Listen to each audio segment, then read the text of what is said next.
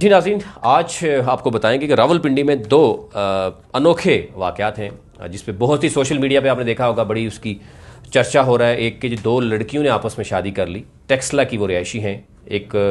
وکیل نے پٹیشن بھی دائر کی، اور پھر اس لڑکی جو آسما بی بی سے آکاش نام ان کا آیا، اس کے موقف بھی آیا۔ یہ ذرا موقف سن لیں پہلے، پھر ہم اس پہ بات کر لیتے ہیں۔ جو سب کہہ رہے ہیں کہ اس طرح دو لڑکیوں کی شادی سے، ایسا کچھ نہیں۔ پہلے میں لڑکی تھا، پر میں نیچرلی میں نے جب اپنی جینڈر آئیڈینٹیفائی کروایا، اس کے اوپر مجھے میل ڈکلیئر کیا گیا، میری سرجری ہوئی، میرے اس کے اوپر میرے ڈاکومنٹ، میرے دماغ کا سائیکیٹرسٹ کے پاس میرا جتنے بھی سرٹیفکیٹس ہیں کلیئر ہوئے ہیں۔ اس کے بعد مجھے فیل ہوا ہے کہ میں اب میل ہوں، اور میں جب کام کے لیے باہر نکلا ہوں تو میرے پہلے بھی فیمیل والا جو آئی ڈی کارڈ تھا وہی، ابھی بھی میرا جو آئی ڈی کارڈ چینج ہوا ہے تو وہی فیمیل والا میرا آئی ڈی کارڈ نمبر ہے، جسٹ میری جینڈر اور میرا نام چینج ہوا ہے، ادروائز اور میرے کوئی کوالیفائی چینج نہیں ہوا۔ موقف آپ نے سن لیا۔ دوسرا، دو لڑکے ہیں جو ایک 10 سال کا، ایک 12 سال کا، تھانہ نصیر آباد کی یہ حدود میں یہ ہوا ہے کہ ان بچوں کے ساتھ زیادتی کی گئی، اور قاری غازی حمید جو ہیں جو کہ مسکین آباد نصیر آباد تھانے کی حدود کا ہے، اس کو گرفتار بھی کیا گیا، اور یہ سلسلہ بھی تھم نہیں رہا۔ اس کی کیا وجہ ہے، ان دونوں میں بات کریں گے۔ عالیہ قیصر جنہوں نے اس پہ کام کیا ہے، سب سے پہلے مجھے بتائیے کہ جی دو لڑکیوں کا جو معاملہ ہے یہ بڑا کل سے ہم دیکھ رہے ہیں کہ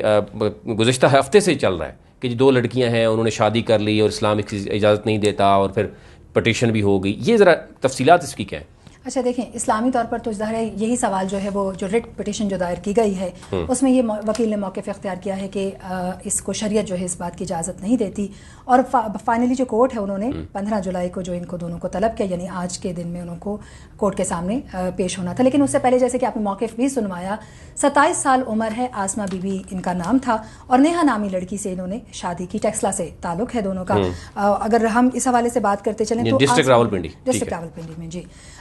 آسما بی بی جو ہیں انہوں نے اپنا نام، جب یہ موقف سامنے آیا تو انہوں نے کہا کہ جی میں نے اپنا نام آکاش تبدیل کیا، لیکن میں نے اپنے باقی کے ڈاکیومنٹس چینج نہیں کیے، میری آئی ڈی بھی وہی ہے، یعنی شناختی کارڈ کا نمبر بھی آپ کا وہی ہے، صرف آپ نے اپنا نام تبدیل کیا، اور آپ جو ہیں وہ آپ کی شادی کے لیے جو ہے آپ تیار ہو گئے۔ اس میں اگر نکاح نامے کے حوالے سے ہم بات کرتے چلیں تو کنٹونمنٹ بورڈ راولپنڈی کی وارڈ نمبر 10 میں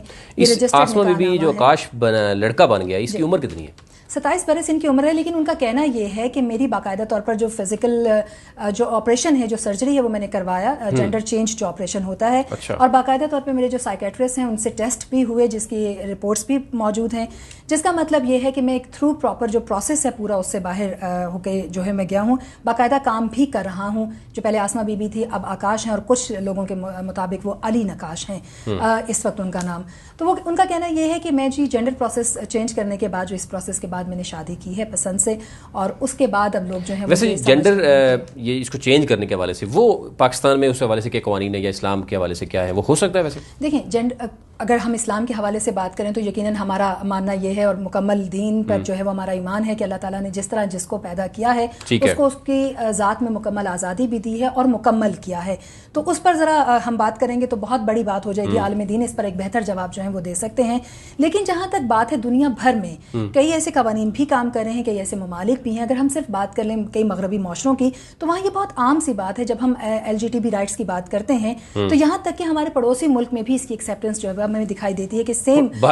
جن کا ہاں جی جینڈر ہے ان میں ہمیں شادیاں دکھائی دیتی ہیں، اپنی رائٹس کے لیے بڑے جو ہے وہ موومنٹ کرتے ہوئے دکھائی دیتے ہیں۔ پاکستان میں یہ اس قسم کا یہ اس نوعیت کی پہلی خبر تھی، لیکن میں یہ سمجھتی ہوں کہ اس طرح کی ہجانی کیفیت پیدا نہیں کرنی چاہیے، جیسے کہ وہ شخص یا آسما بی بی جب سامنے آئیں تو معلوم ہوا کہ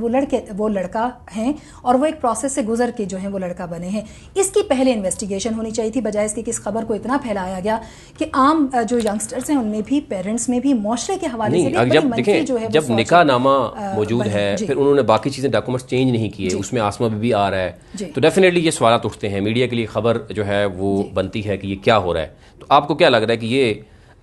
نہیں ہونا چاہیے تھا؟ یہ نہیں، دیکھیے یہ ایک اچھی بات ہے کہ اس کے اوپر سوال اٹھائے گئے، کیونکہ جب تک ہم سوال نہیں اٹھائیں گے ہمیں نہیں معلوم ہوگا کہ حقائق ہیں۔ یہی بات میں کہہ رہی ہوں کہ حقائق ہمارے سامنے لیٹر آن آئے، لیکن اس سے پہلے اس کو لے کر جیسے آپ نے بھی بات ذکر کیا کہ ایک ہفتے سے بہت سی ہیجانی کیفیت ہے لوگوں میں، وہ پیرنٹس اپنی جگہ پر ایک خوف اور ہراس کی کیفیت میں ہمیں دکھائی دیتے ہیں، سوال اسلام کے حوالے سے بڑے اٹھنے لگ گئے، قوانین پر بات ہونے لگ گئی۔ اچھی بات ہے کہ اس طرح سے بات ہوگی تو ہمیں یہ پتہ چلے، یعنی ابھی اس کا ڈراپ سین ہو گیا ہے کہ وہ بیسیکلی دو لڑکیاں نہیں ہیں، وہ لڑکی نے اپنا جینڈر چینج چینج کیا ہے, اس کے بعد اس نے شادی کی ہے. ان کے پاس مکمل سرٹیفکیشن, میڈیکل سرٹیفکیشن ہے اس بات کی, اور ان کی مینٹل جو کنڈیشن ہے, کیونکہ کئی لوگ یہ سمجھتے ہیں کہ شاید دماغی کوئی خلل رہا ہوگا اور ایسا ہوا ہوگا, تو وہ کہنے لگیں اور اب کہنے لگے, یہ تھوڑی سی کنفیوژن ہے کہ وہ باقاعدہ اس پروسیس سے سارا گزرنے کے بعد جو ہے وہ اپنے آپ کو ایک مکمل مرد سمجھتے ہیں, اور وہ سمجھتے ہیں کہ وہ اس کیفیت میں یا اس جینڈر میں جو ہے وہ لڑکی نہیں ہے, وہ بہتر اپنا کردار ادا کر سکتے ہیں. دوسرا ایک بہت بڑا ایشو آپ کو پتا ہے کہ اس سے پہلے بہت سا ایشوز ہوا جو مدرسوں میں مختلف طرح کے ہم دیکھتے ہیں کہ بچوں کو تشدد کا نشانہ بنایا جاتا رہا ہے, پھر بچیوں کے ساتھ جو کچھ ہوا ہے, قوانین بھی بنے. ابھی ریسنٹلی راولپنڈی میں تھانہ نصیر آباد کی جو حدود ہے مسکین آباد, قاضی حمید وہاں سے گرفتار بھی ہوا. انہوں نے 10 سال, اس سے پہلے 10 سالہ بچے کے ساتھ زیادتی کرتے رہے, 12 سال کے بچے کے ساتھ زیادتی ہوئی, پکڑا گیا. یہ جو صورتحال ہے اس پہ آپ کیا کہیں گے کہ یہ کیا صورتحال ہے وہاں پہ؟ اچھا, یہ دیکھیں, اس پر ہم نے اس سے پہلے بھی میں نے اس طرح کے کئی پروگرامز کیے, اور مجھے موقع ملا کہ میں نے لنڈن میں بھی جو ہماری اسلامک کمیونٹی ہے یا ایشین کمیونٹی ہے ان کے ساتھ کافی کام کیا. اس حوالے سے میں نے کافی آواز اٹھائی ہے. جب ہم مدرسے کا ذکر سنتے ہیں یا کسی قاری صاحب کا ذکر سنتے ہیں, میں تمام لوگوں کو اس میں شامل نہیں کر رہی, وہ تو اچھا برا کی تمیز کرنے والے انسان ہوتے ہیں, اور اس میں ایک بڑی چیز جو یہ آ جاتی ہے ہمارے سامنے نبی صاحب کے لوگ جو ہیں وہ ان کے احترام سے ذکر کرتے ہیں. اگر ہم گاؤں کی طرف چلے جائیں یا تھوڑے سے ہمارے جو رورل ایریاز ہیں, تو وہاں پر تو آپ اپنے قاری صاحب کے سامنے اونچی آواز میں آپ کے پیرنٹس بھی بات نہیں کر سکتے ہیں, اتنا احترام ہے. وہ جو احترام ہے وہ کچھ لوگوں نے اس پاور کا مس یوز کرتے ہوئے اس کو غلط سائڈ پہ موڑ دیا ہے. یہاں پر قاری صاحب کو تو سزا دینی ہی چاہیے, پیرنٹس کی طرف ذمہ داری بہت بڑھ جاتی ہے کہ وہ اپنے بچوں کی طرف نگاہ اتنی کھلی رکھیں. اگر آپ مدرسوں تک جا رہے ہیں, یہ واقعات اتنے زیادہ رپورٹ ہو رہے ہیں. لیکن اب دیکھیں, بچہ جو 10 سال یا 12 سال کا بچہ ہے, وہ مدرسے میں جا رہا ہے, وہ لڑکا ہے, اور وہ پیرنٹس کیا سوسائٹی بھی اگر ہم دیکھ رہے ہیں کہ وہ بینگ کلیکٹیو سوسائٹی بھی ہم رسپانسیبل ہیں,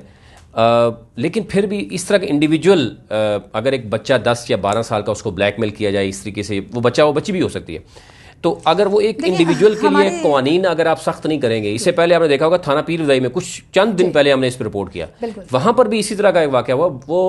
وہ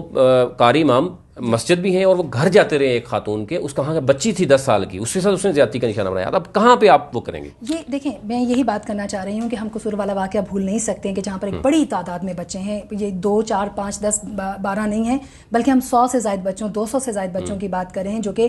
سیکچولی اویئرنیس قوانین. آپ دیکھیں بچوں کے اوپر 500 سے زائد این جی اوز کام کر رہی ہیں, 500 سے زائد این جی اوز کام کر رہی ہیں اس کے اوپر. میں ان این جی اوز کے ساتھ بھی جا کے میں نے سوال اٹھایا, میں نے پوچھا ہے ان سے, اور چونکہ بچوں کے حوالے سے خاص طور پہ زینب کے کیس کے بعد جب قوانین کو تبدیل کرنے کے حوالے سے بات کی گئی, قوانین میں بہتری کے حوالے سے بات کی گئی, پھر زہرا شاہ بچی کا ہمیں واقعہ دکھائی دیا جو کہ میڈ تھی گھر کے اندر, 8 6 سال 7 سال کی بچی, اور اس کی جو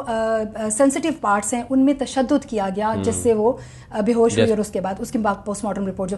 ہم بحیثیت سوسائٹی اتنے بے حس ہو چکے ہیں, تو پیرنٹس کو جو ہے وہ آگے آنا ہوگا, اپنے بچوں کو سمجھانا ہوگا. ایک کہ آپ کو اگر آپ, لیکن اسٹیٹ کی یہاں پہ ذمہ داری زیادہ نہیں بنتی. آپ سمجھتے ہیں کہ اگر سریعام پھانسی دے دیں گے یا سریعام سزا دے دیں گے تو شاید یہ تھم نہیں رک قوانین جائے کا گا. ہونا ضروری ہے اور سزاؤں کا ہونا بھی بہت ضروری ہے. لیکن اگین میں یہ بات کرنا چاہوں گی, کئی بار ہم یہ کہتے ہیں کہ اگر ہم اپنی چیز کو سنبھال کے رکھیں تو ہم کسی کو چور نہیں کہہ سکتے. یہ ایک عام محاورہ جو ہے وہ زبان زدہ عام ہے. میں یہ نہیں کہہ رہی کہ بچوں کو جو ہے وہ قرآن کی تعلیم نہ دلائی جائے, لیکن اگر قاری آپ کے گھر آتے ہیں یا آپ کے بچے مدرسے جاتے ہیں, آپ اپنے بچوں کے ساتھ وہ کمفرٹ لیول پیدا کریں. وہ 6 سال کا ہے یا 7 سال کا, ظاہر ہے کہ ان کو ان معاملات کی سمجھ نہیں ہے, تو آپ ان کو یہ بتائیں کہ کون بچے جو ہیں یا کون والدین ہیں جو کے علاوہ ہیں جو آپ کے قریب بیٹھ سکتے ہیں, آپ کو کیسے ٹچ کر سکتے ہیں, کیا پراپر ٹچ ہے, کیا ان اپروپریٹ ٹچ ہے. لیکن اس پہ میں یہ دیکھ رہا ہوں, تھینک یو ویری مچ, آپ نے ان دونوں پہ کام کیا اور ناظرین تک ذرا کلیئر بات رکھی کہ ایک تو جو 2 لڑکیوں کا ڈراپ سین ہوا کہ وہ لڑکی لڑکا بنا اور وہ کیا ہے, اب فردر جو اس پہ انویسٹیگیشن ہو رہی ہے وہ آپ سے شیئر کریں گے. لیکن یہ جو لڑکوں والا یا لڑکیوں والا معاملہ ہے, جو مدرسہ سسٹم میں جو کچھ ہوتا رہا ہے, ہم کوئی مدرسہ سسٹم کے اگینسٹ نہیں ہے, لیکن یہ بہت سی چیزیں رپورٹ ہونا شروع ہو گئی ہیں. اس میں ایک تو رائے یہ بھی تھی, جو میری 2-4 علماء سے بات ہوئی, ان کا کہنا یہ تھا کہ اسٹیٹ کی رسپانسبلٹی بڑھ جاتی ہے جب اسٹیٹ مساجد اور مدرسوں کے حوالے سے, جو مساجد میں امام مسجد ہیں, اگر ان کو پے کرے اور پراپر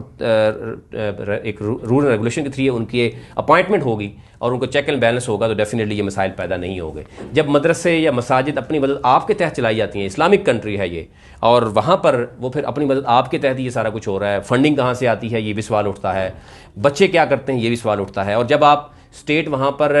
جانا چاہتی ہے, وہاں پر ان کو اجازت اس لیے بھی نہیں ملتی, وہ کہتے ہیں جی ہم اپنی فنڈنگ خود کر رہے ہیں, ہم ادارہ نہ تو ابھی تک اسٹیٹ کلیئر نہیں کر پڑی تھی یہ ادارے کس کے انڈر کام کر رہے ہیں. وہ جو امام مسجد ہیں ان کی بیسک کوالیفیکیشن کیا ہونی چاہیے, دنیاوی کتنی تعلیم ہونی چاہیے, دینی کتنی تعلیم ہونی چاہیے, اور پھر اگر وہ امام مسجد یہ کہہ رہا ہے جی مجھے گلی محلے سے 10-10 20 اکٹھے کر کے پیسے مجھے سیلری دیں گے تو وہ انہی کو اکاؤنٹیبل ہے, وہ اسٹیٹ کو اکاؤنٹیبل نہیں ہے. تو خطبے کے حوالے سے بات ہو رہی ہے. باقی اسٹیٹ جیسے مسلم کنٹریز ہیں وہاں پر اسٹیٹ ایک بیانیہ رکھتی ہے, اسٹیٹ چاہتی ہے کہ عوام کو جس طرح جو ہے وہ ایجوکیٹ کرے, وہ خطبہ جو ہے وہ عوام تک پہنچایا جاتا ہے. یہاں پر آپ دیکھیں گے مساجد میں کہ امام مسجد ایک دوسرے کے خلاف باتیں کر رہے ہوں گے, وہ پولیٹیکل بحث کر رہے ہوں گے, وہ ایسی سی بحث سائنٹیفک بحث کر رہے ہوں گے جس کا اس سے تعلق نہیں ہے, وہ دنیاوی اور دینی چیزوں سے نکل کے کہیں اور جو ہے وہ چلے جاتے ہیں. یہ چیزیں جو ہے وہ دیکھنے نظر آ رہی ہیں. اسٹیٹ اس میں کیا رول پلے کر سکتی ہے, بڑا رول پلے کر سکتی ہے اگر ہم اس طرح کے واقعات سے بچنا چاہ رہے ہیں. آج تک اتنا ہی, مزید کل آپ کی خدمت.